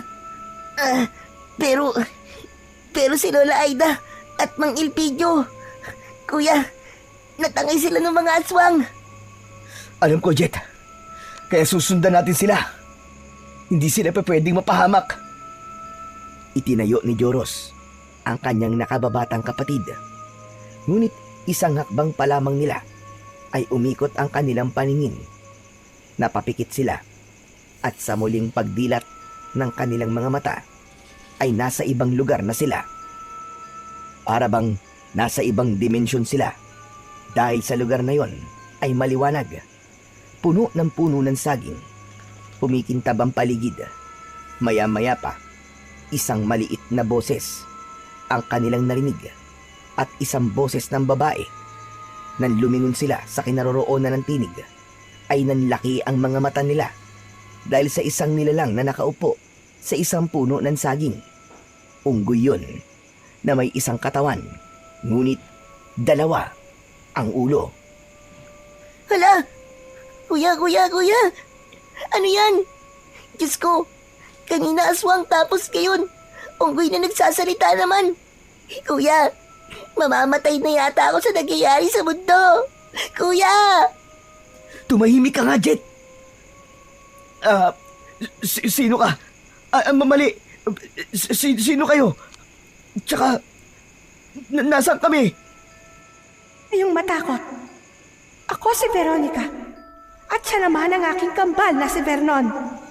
Kami ang gabay ng mutya na inyong taglay. Nakita namin ang sinasapit ng inyong baryo. Dati na itong nakita sa isang hula. Ngunit hindi ito binigyan ng pansin ng mga tao. Sinadya ko ang pagbibigay sa inyo ng mutya dahil nakita kong karapat-dapat kayo.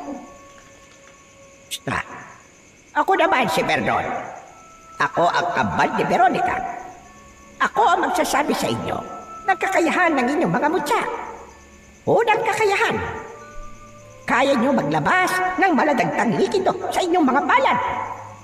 Ang mga masasamang nilalang na inyong mahahawakan ay maaaring magliyab. Pangalawang kakayahan, habang magkasama kayo ng iyong kapatid, ay mas malakas ang mutya. At ang pinakahuli sa lahat, kapag ang ginamit ninyong sandata ay ang matigas na bahagi ng dahon ng saging, ay mas malakas kayo. Sa bawat hagupit na inyong pakakawalan, ay magiging sanhi ng kamatayan ng masasabang nilalang. Teka, kayo po ang nakakaalam ng kapangyarihan. Bakit hindi nyo na lamang po kami tulungan? Sapagkat kami ay gabay lamang. Hindi kami maaaring makialam sa gulo na nasa labas sa aming mundo. Tama ang ating kambal na si Veronica. Kaya ibinigay namin sa inyo ang mutya upang kayo ang tatapos sa gulo ng inyong baryo. Magbibigay pa ako ng isang malapit na kasagutan. Ang tunay ninyong kalaban ay dati nyo nang nakakasalamuha. Kilala nyo bilang isang malupit na tao. Tama si Vernon, mga bata. Yun lang ang aming maitutulong.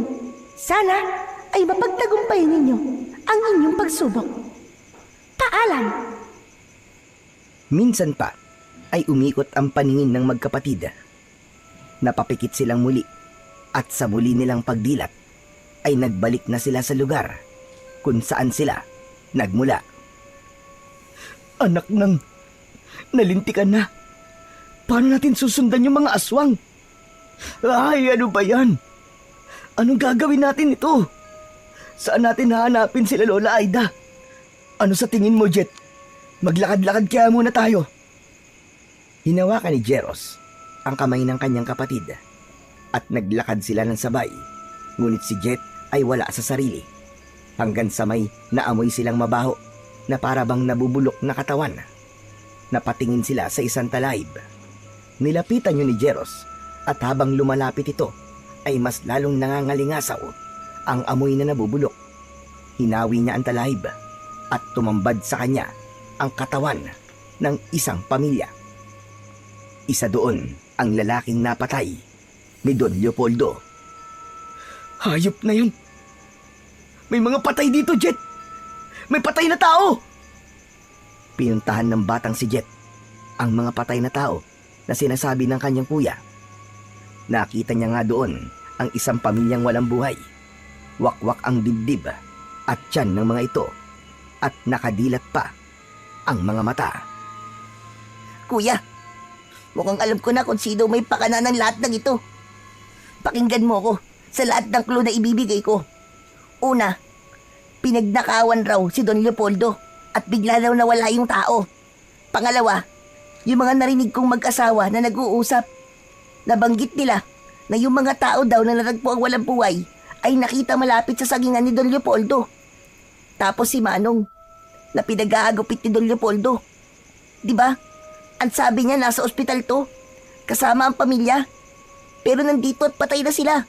Tapos, yung sinabi sa atin kanina, nung nagpakilalang gabay, na nakasalamuhan na raw natin ang may pakana at kilala natin bilang isang malupit na tao. Kuya, malinaw na malinaw yun na si Don Leopoldo ang may kagagawa ng lahat ng ito. Diba?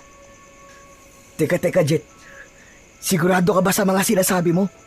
Kuya, hindi ka ba nakinig sa mga sinabi ko sa'yo? Napakalinaw na nga nun, hindi ba? Sigurado ako na si Mang Leopoldo na nga ang may pakana ng lahat ng ito.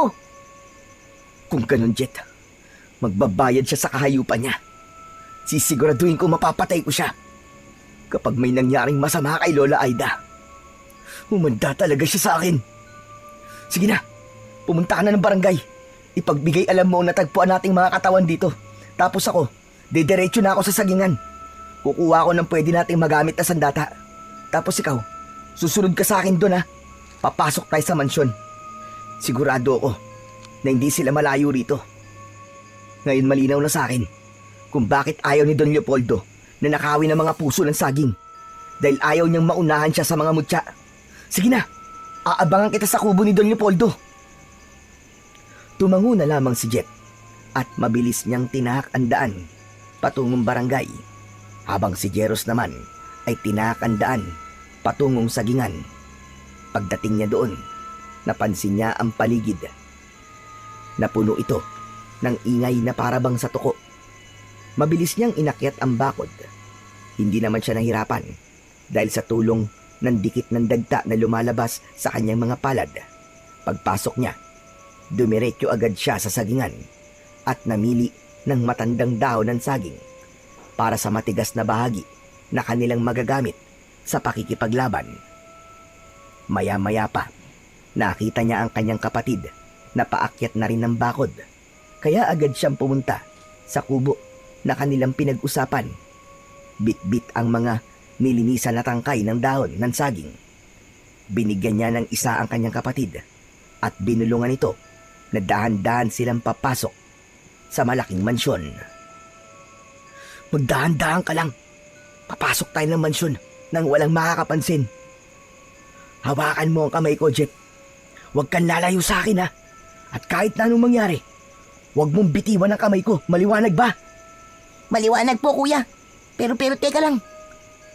Kahit na ano man ang mangyari sa akin, kuya, gusto kong malaman mo na mahal kita, ha? Pakisabi din kay Lola Aida na mahal ko siya.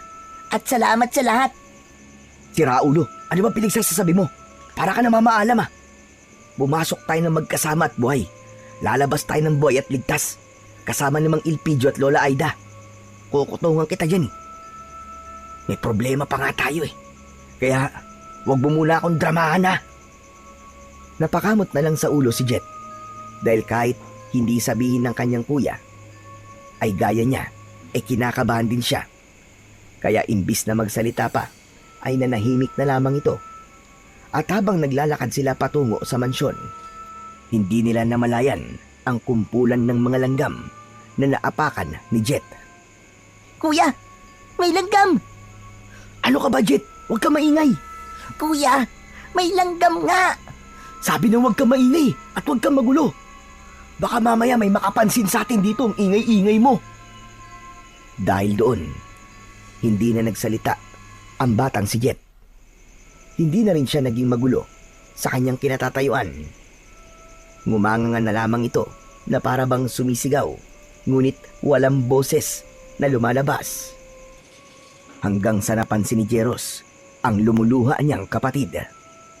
Anak ng, ano ba nangyayari sa iyo, Jetta? Bakit ka ba umiiyak? Ngayon ka pa nagkakaganyan. Kuya, ang kulit mo eh. Sinabi na ngang may langgam eh. Ano ba langgam ang pinagsasabi mo? Nasaan? Sa binti ko, kuya. Kinakagat na ako eh. Bakit di mo sinabi kagad sa akin? Kamutin mo muna. Kanina ko pa nga sinasabi sa'yo, kuya eh. Sabi mo manahimik ako. Sus Mariosep naman na bata to, oo. Ang bihira ka. Ang tanda-tanda mo na. Alangan namang ako pa yung magpapalis at kakamot sa langgam na kumagat sa'yo. Doon nga ay kinamot na ng batang si Jet ang mga kinagat ng langgam. Ngunit dahil sa galaw nito, natamaan niya ang isang pala na nakatayo malapit sa labas ng mansyon. Nagdulot yun ng ingay, kaya't dali-dali silang nakita ng mga aswang na nagbabantay sa labas. Umangil ang mga ito, sabay sugod sa kanila, kaya't naghawak kamay muli ang magkapatid at sabay nilang pinaghahampas ng tangkay ng saging ang mga aswang na lalapit sa kanila. Dahil sa ingay na yon, nakuha nila ang atensyon ng mga aswang na nasa loob rin ng mansyon, kaya't nagsilabasan ang mga ito at isa-isang umatake sa kanila. Ngunit kahit na anong gawing lapit ng mga aswang, nagagawa lamang silang mapatay ng magkapatid, kaya't ang ibang aswang ay tumigil na sa pag-atake. O ano? Mga siraulo kayo! Natatakot na ba kayo ngayon? Sige! Sumugod pa kayo! Maglaban tayo! Patay kung patay! Kuya, teka. Time first muna, time first. Kuya, ang sakit na ng pantog ko. Naiihi ako. Anak naman ng putya, oo. Nasa gitna tayo ng laban ngayon ka pa iihi. Tiisin mo muna yan. Pero kuya, lalabas na, hindi ko na kayang pigilan. Hindi mo naman masasabi sa kalaban na, teka lang, time first at iihi lang ako. Loko ka talagang bata ka, oo. Ilalabas na talaga, kuya eh. Puputok na ang pantog ko, hindi ko na kaya. Ano ka ba? Pigilan mo muna yan. Baka mamaya matalo tayo eh. Bahala ka na nga dyan, kuya, ang kulit mo. Habang nasa ganong tagpo sila, lumabas si Don Leopoldo nang nakangisi. Habang may dalawang aswang na mukhang paniki ang nasa magkabila ang gilid nito. Hawak si Mang Elpidio at si Lola Aida. Habang si Don Leopoldo naman ay nakangisi at para bang alam niya na mananalo na siya. Aba, at may bisita yata ako. Hayop ka, Don Leopoldo! Ikaw pala ang pinuno ng mga pangit na aswang na to! Ikaw din pala ang pasimuno ng patayan sa baryo! At ikaw rin pala ang dahilan ng kaguluhan dito! Eh ano naman ngayon? May magagawa ka ba? Napakasaya kayang manggulo at manira ng maayos na baryo. Hayop kang demonyo ka! Kung gaano ka kapangit, ganon din kapangit ang ugali mo! At mas lalo pa yata ang nakatago mo at umaalingasaw na sikreto! Manahimik ka! Sasabihin ko na ngayon ng mga kailangan ko. Buhay nila. Kapalit ang mga buhay ninyo. Mag-aapo, huwag kayong makikinig sa hayop na ito. Dahil kung ibibigay nyo ang mga sarili nyo sa hayop na Leopoldo na to at nakuha niya ang gusto niya, sigurado papatayin niya rin ang lahat ng mga tao rito sa baryo. Kaya mag-aapo, huwag na huwag kayong papayag sa gusto niya. Matanda na ako. Ayos na ako sa buhay ko. Handa na akong mamatay. Manahimik ka, tanda! Ang daldal mo! Malakas na sinampal ni Don Leopoldo ang matandang nagsasalita na si Lola Aida. Pagkatapos nun ay napalapit sila dahil nakita nilang sinampal ni Don Leopoldo ang kanilang lola. Ngunit nag-iba ang anyo ng muka ni Don Leopoldo at itinaas nito ang kanyang isang kamay at nagbago rin ang anyo nito. Naging kulay itim ang kanyang kamay at naging matutulis ang mga kuko nito na animo ay tare ng manok. Isa pang maling hakbang at gigilitan ko ang leeg ng matandang ito. Sige, subukan nyo. Lumapit kayo nang makita nyo ang hinahanap nyo. Madaya ka! Matapang ka lang dahil may alas kang hawak. Subukan mo silang bitawan at saka tayo maglaban ng patas. Ano? Hinahamon kita! Anong tingin mo sa akin? Uto-uto, walang pinag-aralan. Tanga, hindi ako magpapauto sa inyo, mga mangmang. Kung ganun, pumapayag na kami. Bitiwan mo si Lola at si Mang Elpidio. Ibibigay namin ang kailangan mo. Mabilis na sumenyas si Don Leopoldo sa kanyang mga alagad at pabagsak na binitiwan ng mga aswang sina Mang Elpidio at Lola Aida. Pagkatapos nun, binitiwan nila ang hawak nilang mga tangkay ng dahon ng saging at lumapit sila sa pinuno ng mga aswang na si Don Leopoldo. Nung una ay ayaw pan sumama ng kanyang nakababatang kapatid. Ngunit kumindat ito at mabilis naman naintindihan ni Jet ang ibig iparating ng kanyang kuya. Kaya nang makalapit sila, sakto pa lamang silang hinawakan sa leeg ni Don Leopoldo, ay agad nang gumalaw ang magkabilaan nilang kamay. Sabay nila yung inilapit sa leeg ng aswang na kanilang kaharap. Ngunit napansin nila nang masaktan nila ang pinuno ay umangil ang mga alagad nito. Ang iba ay nasusunog sa leeg, kaya't agad silang binitiwan ng halimaw na si Don Leopoldo. Ngayon, alam na namin ang kahinaan nyo. Mga diablong buang kayo. Wala ka lang takas ngayon! Diablong buwang ka! Hayop kayo. Hindi kayo tumutupad sa usapan. Walang dahilan para tumupad. Kung kapalit naman nun ay ang buhay ng mga tao sa buong baryo. Humanda ka! Oo! Humanda ka ngayon! Dahil matitikman mo ang bangis na mga taong hinamak mo! Naghawak kamay muli ang magkapatid. Sabay nun ang pagdampot nila sa kanilang mga sandata. Mabilis naman na nagbagong anyo ang aswang na si Don Leopoldo.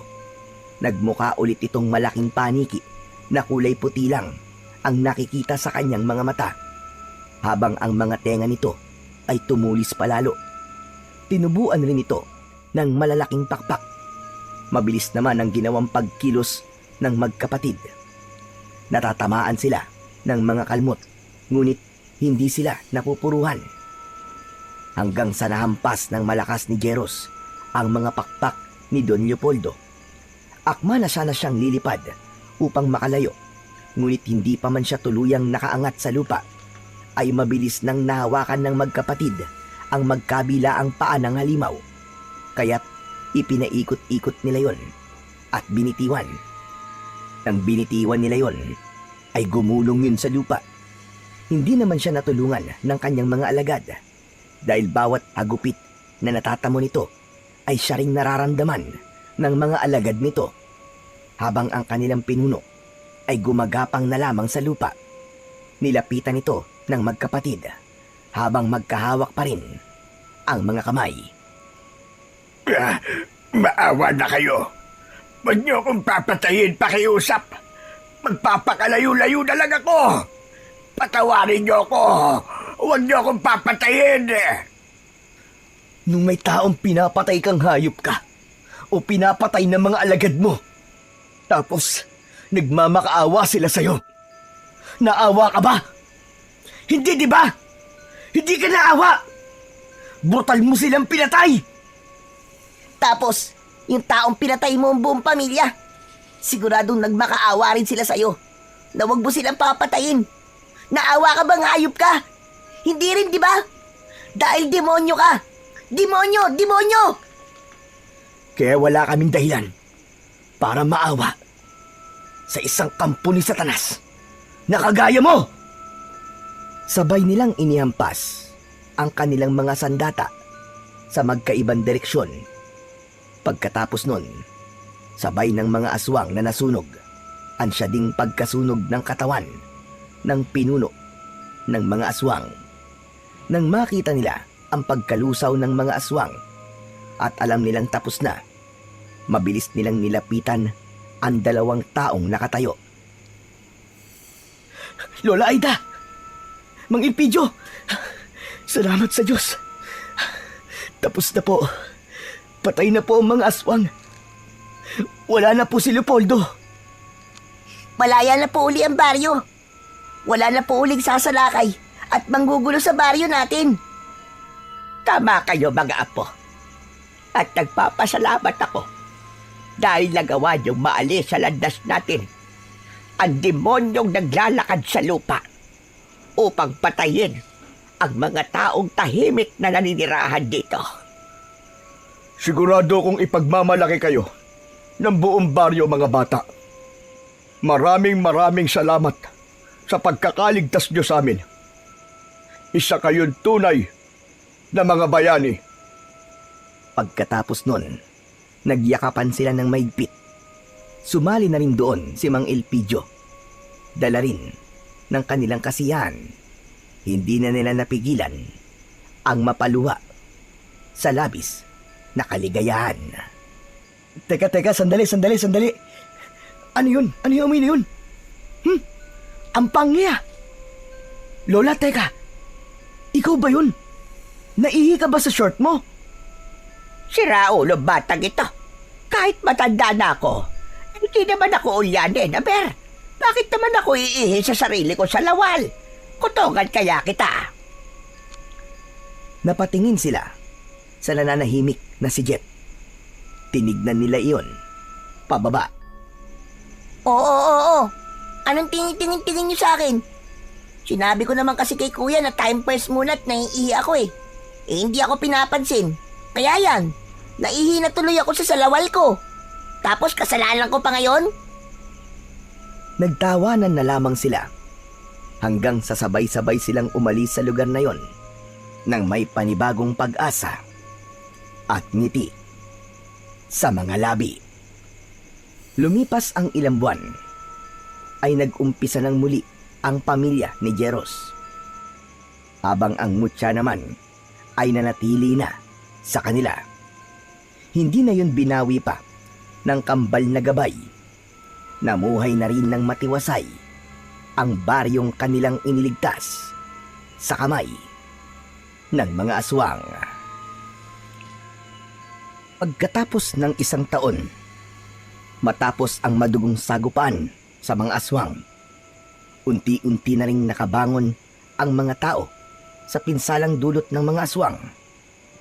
Nakapagsimula na ng maliit na negosyo ang magkapatid. Nagtitinda sila ng banana Q, turon at maruya na siya namang pinagtutulungan nilang lutuin ni Lola Aida. Naging mabenta ito sa kanilang baryo at talaga namang pumatok sa panlasa ng kanilang mga kapitbahay. Kaya kahit papano ay masasabi natin ngayon na maayos na ang takbo ng pamumuhay ng magkapatid.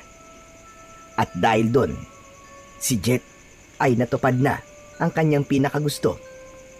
Nakapag-enroll na rin siya para muling pumasok sa eskwelahan at ipagpatuloy ang kanyang palaging nauudlot na pag-aaral. At madalas naman na nakagabay sa kanila si Mang Ilpidio na hinasa pa sila at si Nanay na mas matutunan kung paano gagamitin ng mas maayos ang kanilang mutya ng saging sa pakikipaglaban sa mga kampo ng kadiliman tulad ng mga aswang na posibleng magatid muli ng takot at kaguluhan sa kanilang baryo sa hinaharap. Nangako naman ng magkapatid na hanggang magkasama sila at may lakas ay patuloy nilang ipaglalaban at ipagtatanggol ang kanilang mga mahal sa buhay at baryo laban sa mga aswang. sa ngalan ng pag-ibig at katarungan. Sa kwentong inyong napakinggan ay pinatutunayan ng magkapatid na kahit gaano kahirap ang unos mula sa pagiging ulila hanggang sa mabibigat na araw sa ginagapasang sagingan at sa madidilim na banta ng mga aswang, ay hindi matitinag ang dalawang pusong nagmamahalan at nagtutulungan. Sa piling ng kanilang Lola Aida, natutunan nilang bumangon, magpakatatag at huwag kailanman sumuko. At sa bawat laban na kanilang hinarap, naging sandata nila ang pagkakapit-bisig at dalisay na pagmamahal sa isa't isa. Sapagkat habang magkasama silang dalawa, walang puwersa ng kadiliman, walang aswang at walang anumang panganib ang makakawasak sa kanilang samahan. Sa tulong ng pagmamahal at pagkakaisa, lagi at lagi silang magwawagi.